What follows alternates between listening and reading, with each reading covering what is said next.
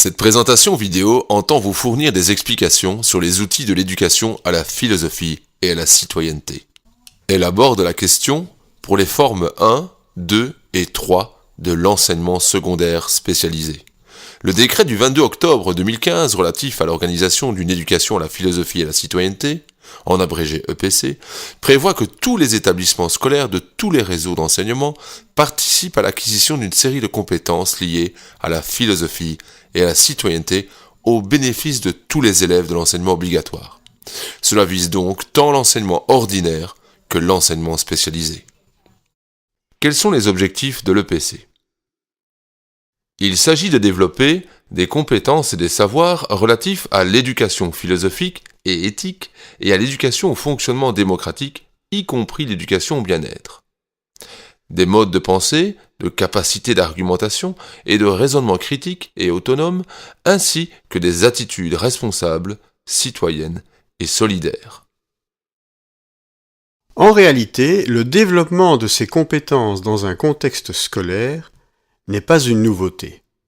L'éducation à la philosophie et à la citoyenneté est présente dans la vie scolaire de nos établissements depuis bien longtemps, et parfois même dans des lieux et à des moments insoupçonnés. Plutôt que d'organiser un cours spécifique comme les autres réseaux, le choix de l'enseignement catholique a été d'identifier les différents éléments de l'EPC dans ce qui se fait déjà à l'heure actuelle au sein de nos établissements. Dans les disciplines de la grille horaire, dans des activités citoyennes organisées par l'école, qu'elles soient obligatoires, comme un conseil d'élèves en forme 3 ou en forme 4, ou à l'initiative des établissements, comme le projet École citoyenne, dans les missions des éducateurs. Dans cette perspective, 2 outils ont été élaborés par la FESEC.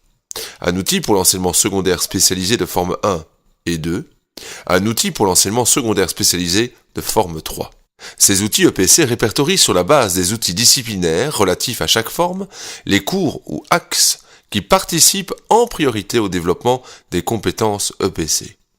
En d'autres termes, ils mettent en évidence ce qui, dans les programmes de la forme 3 ou dans les balises de forme 1 et 2, couvre plus ou moins explicitement les compétences EPC. Ces outils EPC ne constituent pas un cadre fermé. Chaque école est libre d'exercer l'apprentissage de compétences EPC au travers d'autres cours ou d'autres axes, ou dans le cadre de son projet d'établissement. Pour mettre en œuvre l'EPC, des liens ont été identifiés. Dans les balises de forme 1 et 2, entre les axes de la communication, de l'autonomie, de la socialisation et des apprentissages cognitifs pour la forme 2 et les compétences EPC. Dans la formation de base de la forme 3, des liens entre les différents cours de la formation de base et les compétences EPC. La mise en œuvre de l'EPC ne constitue donc pas un alourdissement des programmes disciplinaires par l'ajout de nouvelles compétences. La déclinaison du référentiel EPC se présente sous la forme d'un tableau en 2 colonnes. La colonne de gauche contient les grands chapitres du référentiel EPC, tandis que la colonne de droite décline ces 4 chapitres en 10 compétences. La déclinaison du référentiel EPC liste les compétences EPC à exercer et distingue celles qui peuvent être travaillées par les établissements en fonction de leur projet, celles qui peuvent être travaillées dans le cadre d'un dépassement, celles qui ne seront pas travaillées dans l'enseignement secondaire spécialisé. Cette distinction apparaît également de manière explicite dans les outils, par un code couleur. Nous vous proposons 2 ou 3 exemples qui illustrent la déclinaison du référentiel EPC dans les cours de la forme 3 ou dans les axes des balises de forme 1 et 2.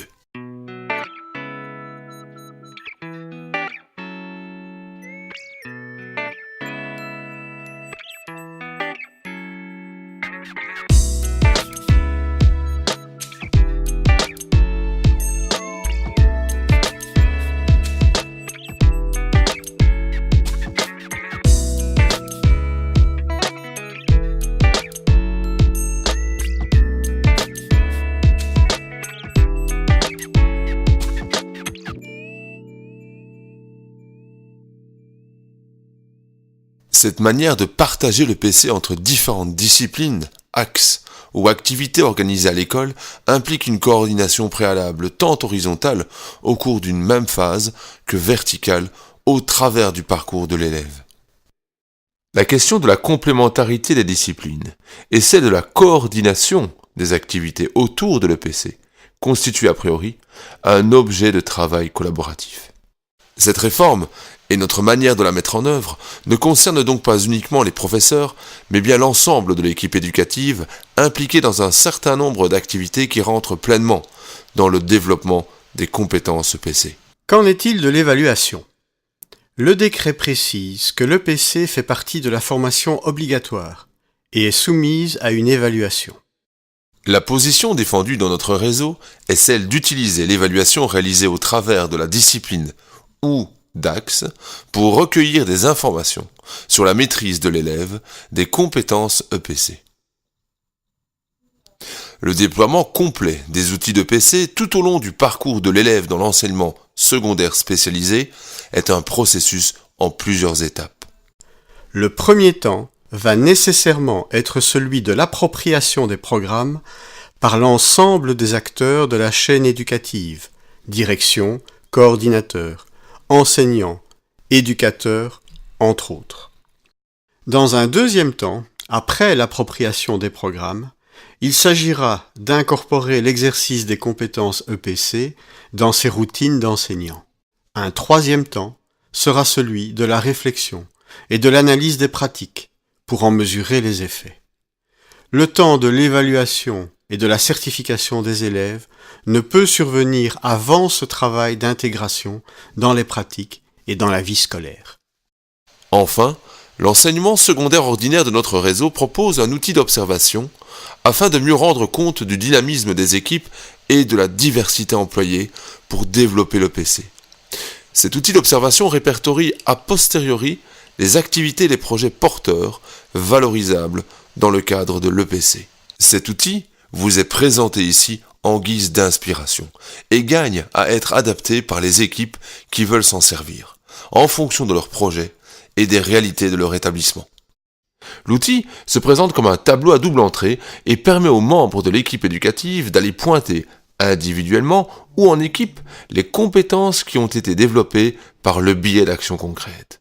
Il ne s'agit pas ici de programmer de nouvelles activités, mais bien de jeter un regard rétrospectif sur ce qui a été fait pour en mesurer la portée sur le plan de l'EPC. À certains moments d'année scolaire, une observation en commun du tableau permettra de dégager une première image des activités organisées. Il apparaîtra peut-être que certaines compétences sont particulièrement développées, tandis que d'autres ne le sont pas, que certaines activités mises en place ne touchent à aucune compétence de l'EPC, tandis que d'autres en abordent simultanément plusieurs.